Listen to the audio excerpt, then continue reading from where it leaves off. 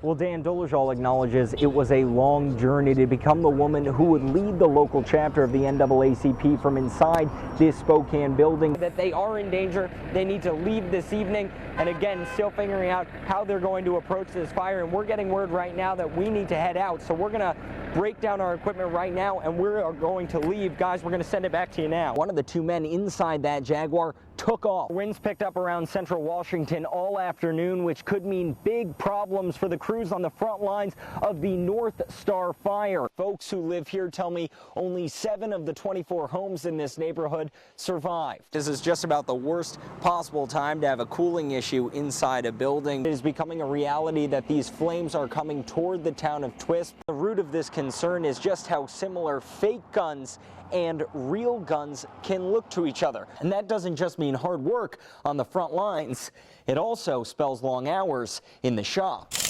These fire packs can weigh up to 45 pounds, not to mention these heavy tools that they need. You'd be pretty concerned if you saw someone dressed like this. This algae isn't only an issue here at Long Lake, it's actually become a problem in water. It's just not very difficult for a car prowler to smash their way into your car. But this story got really interesting, so we're going to test this out. It takes just a split second to cause a collision, and I'm just on foot. This home was leveled by the Carlton Complex fire. Now it's an empty lot. In today's conditions alone, the flames would average about 7 feet tall in a brush fire. Only then will these doors open and those kids come inside. Her face has been blurred and her identity sealed to keep her safe, given the sudden threat to her family. Just got the keys and started moving in last Saturday. Hangers out of here.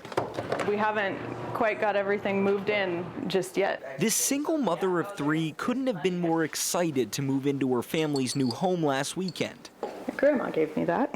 We were stoked. It's a beautiful house. But just days later, she found this business card in her door. Joint Terrorism Task Force, and I came home on my lunch break today to this on my door. There was no note left with this. It turns out her address is one of 100 on an ISIS hit list released last week, which includes the names of the military men and women who live there. Just confusion. The problem is, she's not on the list. It's just absolutely crazy.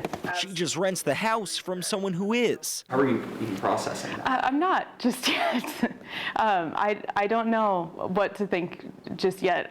We haven't even unpacked all the boxes here, and it's kind of thrown my world into a little bit of a tailspin right now. And how could it not? It's terrifying. Someone's threatened a quiet life she's still unpacking. I've worked a long time to get to this point and to stabilize our lives. And so it's definitely a bit of a blow to know that something that was supposed to be a very positive thing in our life kind of has a dark cloud over it now. At the ABC daycare in Pateros, some kitty cries reflect more than child's play. Ash still coats the building, a scar left by the fire that leveled much of the town 1 year ago. And in the backyard, the kids recall the worst moments in the most childish way. Some play firefighters on the front lines of disaster. Others pack up and flee the town. An unusual game these kids won't stop playing because they can't shake the memories that created it. We got evacuated twice. Got right in the car. It almost got our house. All of us had to leave. What about your dad? My dad was on the fire, Charles. Some conquer those memories with innocent strength. I wasn't scared. I was brave. But for others, reflecting back is too much to handle. Olivia Smith remembers it well. We had most to pack our whole bedroom up. The night her 5-year-old world And I didn't get everything. nearly fell apart. I was very scared. Now she just wishes she could forget. But I can't get it out of my head. A curse that plagues more than these kids. It was black and flames. Elise Gray closed ABC that day amidst thick smoke and loud alarms. What's going on? What's happening? Minutes later, the flames swept through town, destroying hundreds of homes, including hers. Some days you can talk about it, and other days just driving into Pateras, it's just brings tears. But those tears are often trumped by smiles when she returns to this backyard fun each morning. It's comforting that they can find the joy in it. And it helps them. And perhaps it's helped her too, I lived that. seeing simple minds turn pain into play. It was hard, but we've overcome. Gabe Cohen, KHQ Local News. And now families here in Chelan are left to pick up the pieces. Apocalyptic. Heading home Nothing that I ever want to experience ever again. should never hurt. I've never seen anything happen that fast. Nels and Patty Soderstrom don't know what to feel after Friday. 3 years ago, we never heard of the term firestorm, and I thought that I could stay and fight this thing with the fire hose we had and the sprinklers. It was a monster. It was more than I was willing It was like to 40 tackle. feet high. Yeah. In a matter of minutes, the Reach fire leveled their Chelan home of 20 years. I mean, we had stuff to load in the car, but we didn't even have time to load it. We had to leave. They got out with nothing. It's taken us a couple days to even be able to talk about it. A neighbor took them in, You know you're not alone. but a harsh reality I don't cry. Is it easy? is finally sinking in. First time I saw it from the top of the driveway when I came in, I just couldn't believe it. For these loving grandparents, So a trip home that was the worst part. now causes so much pain. You go without sleep for a while, and you come back and you kind of in a daydream anyhow, kind of groggy, and you think that this still must be a dream somehow. This is not real. It's just a bad nightmare, but you keep coming down to the site and looking at it, and it confirms that it's really happened, and you're really going to have to deal with it. And it's not just a bad dream. It's not going away. Yes, the guy is still hanging and he ain't happy. I'm hoping he stays there. The 911 call didn't matter. The hero at Bryden Canyon was no officer at all. I'm no one special. It was 29-year-old Jason Warnock. Just a regular dude.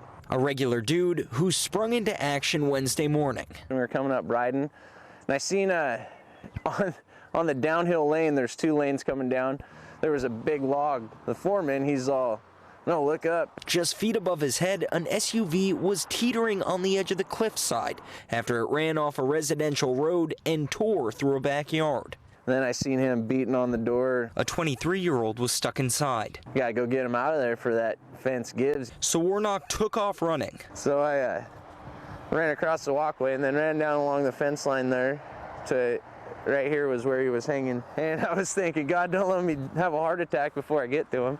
He reached the SUV and got the passenger window open. He gave me his hand, you know, and that's that. That was that. 3 words that don't do this story justice. Luckily, this picture is worth a whole lot more. Yeah, it was amazing. That's Warnock pulling Matthew Sitko from his SUV. When police arrived, Sitko was beside the vehicle. As for Warnock, He said he had to go to work, and he told the officer he was leaving. Well, the cops are there, you know, so he's in good hands now. Now I gotta go frame some walls. he just wanted to get back to his quiet life. I don't want recognition. I don't feel like a hero at all. I don't want to. Lewiston police would beg to differ. We always tell people to be cautious about what they get involved in, but it's human nature to react and to help, and so we're very thankful in this case that he was helped by a citizen. And how could they not be? After all, you wouldn't expect this from a regular dude. I feel like I just, you know, God put me in the right place at the right time. This fire is like a monster. It just picked and chose what it wanted to burn. John Neunecker built almost everything on his property with his own 2 hands, including the home in which he and his wife Lori raised their 4 children. Well, it was a family thing. I mean, you know, not just my wife, my kids, all of us. We chipped in and we built the whole darn thing ourselves. It was a beautiful house. 6 weeks ago, the Carlton Complex fire destroyed that home. You couldn't build on it now if you wanted to. This was just blood and sweat. and I don't have nothing now. This is what I have. But the toughest part for John, Yeah, it's hard. It's hard. It's real hard. is that this isn't the first loss he's experienced. A year and 3 months ago, I lost my wife to cancer. She lived right here until she was too sick. The night their property burned, John saw Lori. I looked up. I know it was my imagination, but my wife was standing there. I said, "Oh, Lori." And then I go, "No, she's gone." I looked back up, and she was. It was happy, and then it was sad, you know. It was happy, and then it was sad. Now he's stuck in a harsh reality. If you think about all the people through the mountains for 50 miles that way, and 50 miles that way, and 50 miles that way, they're all burnt out. Everybody's gone. Everybody's house is gone. All the timber's gone. The Met House gone. John says he's one of the lucky ones. And this is where I'm trying to live. He still has a shed that somehow survived. I don't know. An act of God. It's the only thing I can see. And he's got his old Chevy he rebuilt by hand. If I'd have lost that truck, I'd have died. And he's still building, because right now he needs an outhouse. The process has been emotional. I'm so stressed and depressed, though, I don't know where to start or what to do. You know, I mean, I can build anything or do anything, but you got to have incentive. Yet this builder and former firefighter knows what must be done. I'm going to cut these trees and I'm going to build another house. I'm not going to move away from here. This is home. A home that was so much more than a house. She'd do it. She'd bow her neck. A home John will rebuild for Lori. I'd like to build it right here. That's how special this is to me. Gabe Cohen, KHQ Local News. It's yummy.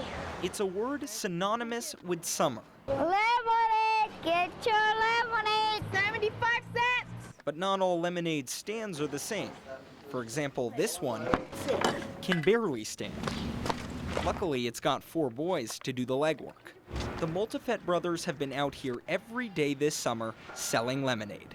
Just have to wait for it and wait for it. Their sales strategy is familiar. Just scream, lemonade for 75 cents. But their end goal may surprise you. I'm doing lemonade for school supplies, backpacks for ourselves. If you don't have supplies, you don't get stuff. It's like you're poor. Everyone will think at your school you're poor. And these 4 know the importance of school. This Afghani family immigrated here 2 years ago with next to nothing. Their English at that point? 0. Yet they learned quickly and proudly earned these accolades here in Spokane. School is important because we want to get a good job for future. But these 4 have been putting in the hard work outside of the classroom too, under the hot summer sun. Lemonade! If you're not going to work hard, you're not going to get anything. And they've saved every last penny. We don't count it. To make sure their bags are packed on the first day of school. Luckily, they'll get to save some of that cash because someone's packing those bags for them. We're very excited about this opportunity to serve the community. Today, the Salvation Army handed out thousands of free backpacks full of school supplies to some kids that needed a little helping hand. There are some that their dollars just don't stretch far enough to get the things they need or to get everything they need, and so this helps them. 4 of those bags went to the Multifets. Oh. Now these brothers are ready for another school year. But as school starts, remember these 4 grateful boys. Thank you. Because they're not done selling lemonade. Oh, the chair fell off. They've just set their sights a little higher. We want to buy a computer and for school. Gabe Cohen, KHQ Local News. Inside Pateros High School, a changed gratitude echoes through the halls. In awe and wonder, we stood together. Weeks ago, that's all it was, just weeks. We were all strangers. A Thanksgiving to be thankful for. Now we sit as friends. As this community overcomes. A rebuilding process has to happen at some point. As Mark Miller clears the ice from his driveway, feet below, a crew lays the foundation for his daughter's new house. And that house is going to become, a home. The Carlton Complex fire destroyed 2 homes on the Miller family compound. Everybody's loss is a little individual. It's not all the same. The relatives packed into Mark's house when the fire reached the meadow. Alongside his brothers, he used a shovel to beat back the flames and save his home. And you can easily say, well, no home's worth it. When your life and family is part of that home, it's pretty hard to just let one go. As work to rebuild what they lost continues, tonight the Millers celebrate what they somehow saved. It's going to be truly a Thanksgiving for things. In Alta Lake, construction continues in the elements. Okay. Yeah, it's not desirable conditions to be roofing in. Working in the wet weather hasn't been easy for Gary Mitchell, yet here he is. Usually if we have 3 or 4 days of snow and rain, we'd stop, but yeah, we just gotta keep pushing forward. And why's that? People need to get back in their homes. These are the plans for the house. That's where Sue Gessel finds herself today. I really did experience a lot of blessings through all this. In a few weeks, she'll move into her new house after months living in a temporary trailer. A time when, perhaps surprisingly, she discovered the fire brought down more than the walls of her home. The walls burned down between people, too, and we got to know each other in a different way, a more real way, a deeper way. There's not beauty in the ashes, but there has been beauty coming from the ashes. Those ashes are almost invisible beneath the snow that came accompanied by the cold. But for some, this won't be a winter simply defined by new beginnings, but rather one defined by survival. Come on. The snow is not helping. Gil Johnson builds a fire with scrap wood every day. It's trying. So that she and her sons stay warm. I just want to quit, but I can't. Got the kids. Johnson's family lost their Brewster home in the flames. She'd lived there since she was born. Doesn't feel like home anymore. It's just completely different and bleak. It's very, very depressing. That was this side looking from the south. Now she's left with photos. Kind of makes me sad to see him now. And memories. And it makes me angry to work so hard for so long on something and just poof. It's all for nothing. And a couple poorly insulated trailers donated to keep her family alive. I've been really grateful for what people have given me. You just grit your teeth and do what you have to do. But despite little electricity and no way to pay a heating bill, she's still here. I want to be here as long as I can be here. This is my home. I can't say it's my house anymore, but it's still my home. Making the best of the worst with a small fire and a frosty living room. Deeply saddened by what she lost, but so grateful for what she didn't. Yeah, I miss my stuff, but we're okay, so stuff's not that important anymore. It took courage to overcome the Carlton Complex fire. We've been changed for the better. Courage 17-year-old Melissa Gray didn't know she had when she lost her home. So we'll celebrate Thanksgiving because it was bad and because it gets better. Courage that keeps Gail Johnson going. If I build another house, it's going to be a straw bale house, covered with cement. It's not going to burn. There's still so much to be done, but perhaps it's the small things that will help this community rise from the ashes. Like a hero's welcome for those who saved lives and property when Okanagan County burned.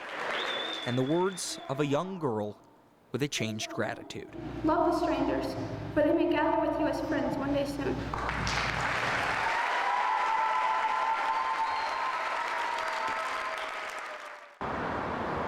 On the west side of Washington, in the town of Tumwater, Cheryl Applegate passes her pleasant retirement.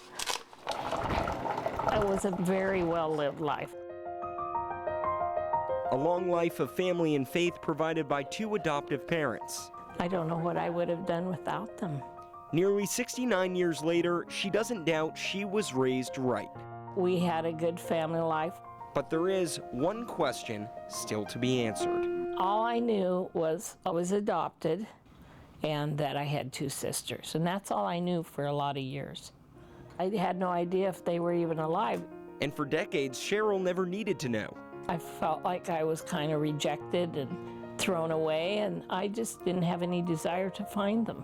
But last year, the state of Washington unsealed adoption records, and Cheryl decided to take a chance. I wrote out my check, I filled out that form, and I sent for my birth certificate. I just placed it in the Lord's hands. I told him, I said, God, if it's in your will for this to happen, you have to be the one to make it happen. Here about a week and a half ago, we got a hit. On a quiet Sunday morning in Spokane, Karen Baer received an unexpected call. That's all I could say. Oh my gosh. It was her baby sister, Cheryl. Finally happened. Good. It came to pass. It was awesome. The conversation began how you'd imagine. I said, hi. And she said, hi.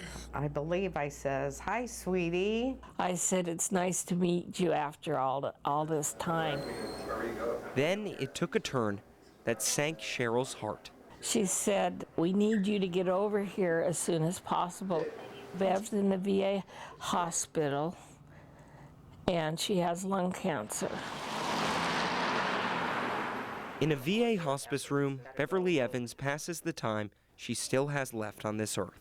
Terminal lung cancer. Her strength has diminished. All it's going to do is get worse. Her prognosis is dire. Several weeks to maybe several months. Time she'll spend, as always, with her sister Karen by her side. We started out together, and now we're going to end together. The two braved a tough childhood together. That's all we had was each other. We pretty much brought ourselves up. Soon, they'll separate. It's going to be like losing part of me. My sister Karen and Beverly. But perhaps this is more than tragic coincidence. It's amazing. Perhaps it's fate. It's just amazing. That's brought these three together. Isn't that amazing? God's timing is so perfect. I've lived a full life. With one thing left to do. And that's to meet my sister. It will complete my journey. I told her that I loved her, that she was my sister, and that we were going to make this reunion happen. On this sunny May day, Cheryl Applegate celebrated her 69th birthday by crossing Washington. Oh my goodness. To find her family. I can't wait to wrap my arms around them. And they were waiting. This is going to be awesome. For a reunion. Hi. Goodness. 69 years in the making. Oh, hi. How are you? Oh my goodness.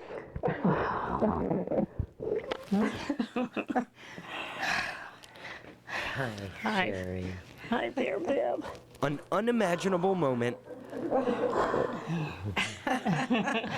Oh my goodness. These are my sisters. For three sisters who thought they'd seen it all. You know, I lost all my hair.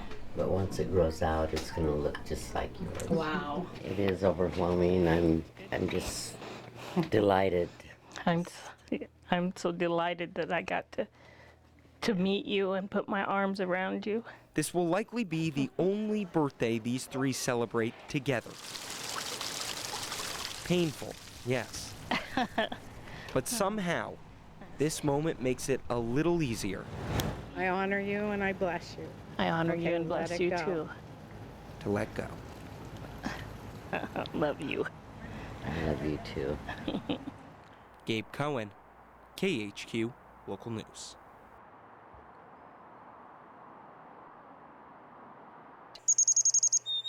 Along the Palouse, there's a peaceful patio with a strange intimacy between species, where a chickadee will eat right out of your hand. It's paradise. That's where Christy Pierce sets her stage. And we're going to have a little fence. We'll put a squirrel in here. We'll just see what happens. Then she waits for a critter too quick Come on. for most folks to capture. Come on, Chippy. At least Don't anybody move. like this. This guy wants to come. But you don't know how it's going to go because they're wild chipmunks. This retired nurse spends her summers creating chipmunk photo shoots. And I don't consider myself a photographer at all. I consider myself a chipmunk wrangler. She doesn't have an art degree. She doesn't even have the internet. Come on, Chippy. Just a cheap camera and some seeds. Now I got a chipmunk, my battery's out. But that's okay, because I have an emergency battery in my pocket. This is, you might say, a storyboard. Her husband Paul builds the sets. I fill in the blanks, you might say. Then the magic begins. Jeez Louise. As you can see, See what I go through? it's no easy process to lure them in. Sometimes I'll be out here for hours, and as long as there's one guy, you don't give up hope. Come on. But what the 59-year-old lacks in training and gear, He'll follow the trail of seeds. she makes up for with creativity. Oh, I put a few seeds on the barbecue so that there'll be a little bit of smell there. Sometimes just a little bit of movement will give you the illusion that the chipmunk is doing something that he's not really doing. And that little illusion can create a picture-perfect moment. There's nothing like it to get the shot. It's like heaven, you know, like, yes. Christy has created quite the photo album over the past 3 years. A catalog of joy, really. What does she call it? Friendships. They're kind of like the perfect specimen because they can grab, stand up, do all kinds of different motions, and there's a story behind every picture. She still has the one that started it all. The one tamer chipmunk called Mr. Stubbs that we wanted to see if we could make it look like he was playing cards. The shot earned Mr. Stubbs a title. Founder and squeaky O of friendships. Christy's collection earned her a title too. The crazy chipmunk lady. I love every single minute of it. She turned her photos into calendars and cards, though she hasn't made much money. If I never made a dime, I would still be doing this. It gives me a crazy amount of joy. Perhaps her mind just works differently. It's almost instinctual, it seems like. What I envision a lot of times is what I will actually get. Though she'd argue anyone can do it. If you sat down and had a big old handful of the right food, they'd probably like you too. But let's be honest. Oh, they're kissing. To pull this off, and they're so blasted cute. You've got to be a little nuts. Jesus Christy. Crazy Christy. I mean, really, who wouldn't want to do this? Come on, Tippy.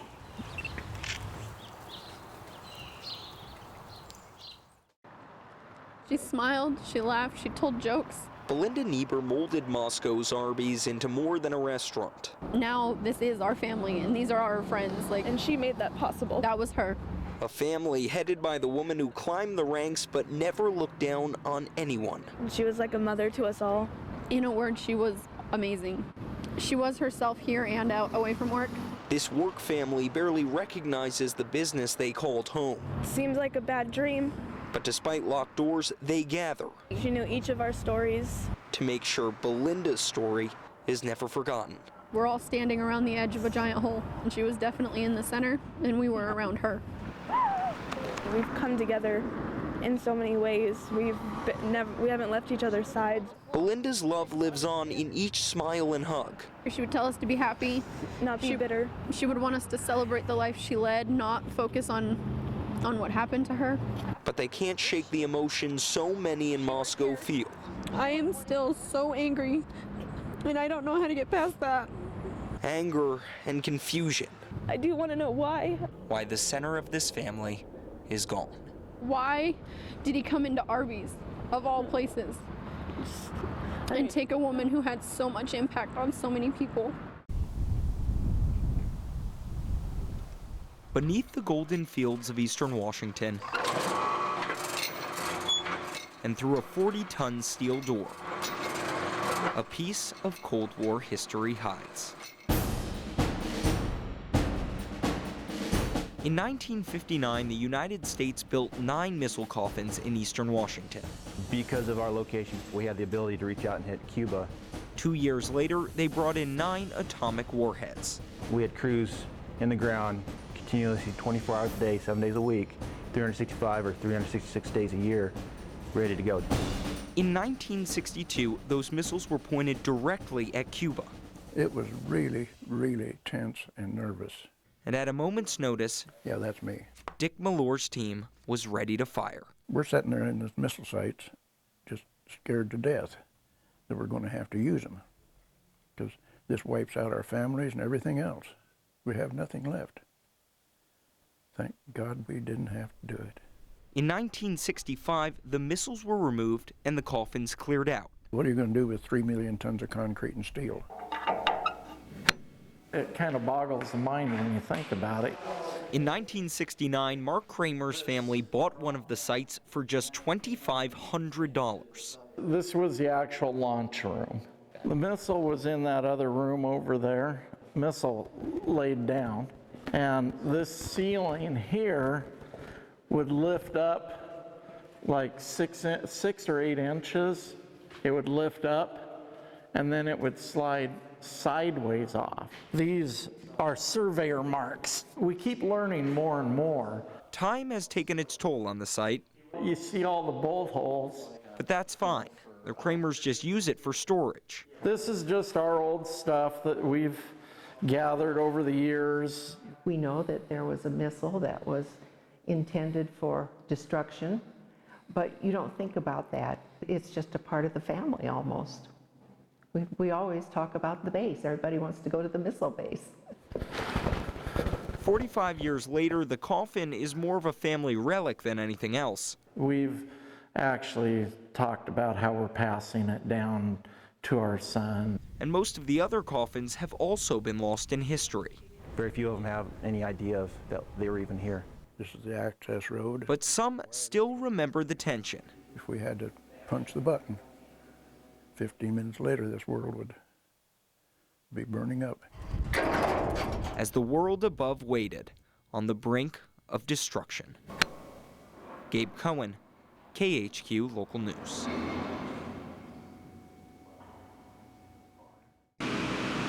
Colors tend to define the sights of the fall season. But along Corbin Park today, it's not just the foliage that flavors the neighborhood. It is extremely different. It just makes you happy. You recognize it and you say, this is Corbin Park. Neighbors here all know this artwork, scattered across a dozen yards, all crafted by the same two hands. When I'm out here working in my studio, I forget all my troubles and so forth, and it makes me very, very happy. Doug Sutherland loves art. There we go. And his home is a museum like none other. It's extremely unusual. I just love color. I was raised during World War II when there were blackouts all the time and we couldn't have hardly any lights on. This is a celebration of being able to have all the lights I want. Doug makes art too. He has for 10 years. I filled the kiln here last night. He spends hours in his studio every day. I guess I'm prolific. But this art, he doesn't stow away or even sell. I give it all away. Here it is. It's all yours forever and ever. Almost all of us around the neighborhood have some piece of it now. He does it with love. Just about anywhere in the vicinity of the park, you'll see it. I always say to him, where does it come from? How do you do it? Where does it come from? It'd be fun to be inside there. But the 75-year-old who loves to color his neighbors' yards won't be here forever. I was diagnosed 3 years ago with leukemia. His prognosis is uncertain. I have no idea, none. But somehow that doesn't bother Doug. There is loss in life and so forth, and we need to live with that and accept it. It just made me appreciate life more, which I always did. And that's why he does this, to live life to the fullest. I feel it's all about the inner child. And perhaps leave a smile on a few faces in the process. You can see the result. Gabe Cohen, KHQ Local News. 2 days after Thanksgiving, on Interstate 90 near Mile 8. This is where his car flipped and hit. 24-year-old Shane Novak suffered a seizure behind the wheel and died after an ugly crash. And I wasn't there for him. I always felt that I should be my son's protector. 2 months later, Mark Novak returns once again to be with his son. I try to talk to him every day. He was my life, and I just miss him so much. But Novak's visits nowadays aren't just to be with Shane. He comes to protect the memorial that remembers him. I have 2 zip ties on there, and now I'm going to put a chain on here. A chain Novak hopes will deter the person stealing the stuffed animals he leaves for Shane. It just breaks my heart. I don't understand why someone would be so cruel to want to destroy my memories of my son. Still littered below the pole are sliced zip ties and the culprit's calling card, a pack of gum. Last time they put it around the chain, inside the chain, like saying I was here. The first bear was cut down 4 days after Shane died. 2 more were gone a month later, and the most recent someone stole last weekend. I can't keep doing this. I mean, I don't care the cost-wise, but it breaks my heart every time I have to come out here and redo this. So 12 times a day, Mark Novak comes to check on his son. That just says Pookie on there, which was his nickname. And possibly hang a new bear. Hoping this is my last time. A grieving father who isn't asking much. I just wish whoever would do it would stop doing it. He just wants Shane left alone. That's my son up there.